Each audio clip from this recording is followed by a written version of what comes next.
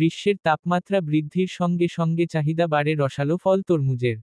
এক মৌসুমে সারা দেশের বাজারে তরমুজ সরবরাহ হয় দুই ধাপে। প্রথম ধাপে বরিশাল, পটুয়াখালী ও সাতক্ষীরা অঞ্চল থেকে বেশি তরমুজ আসে।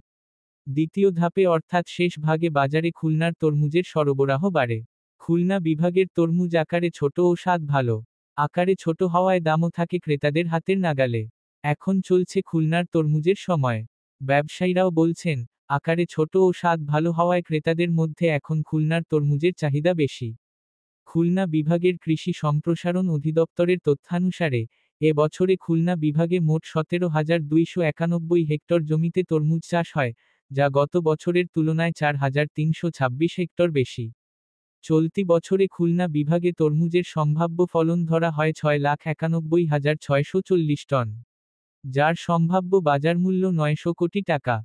খুলনা এলাকার তরমুজচাষীদের সঙ্গে কথা বলে জানা যায়, খুলনার তরমুজ চেনার সবচেয়ে সহজ উপায় হচ্ছে এদের আকার ছোট।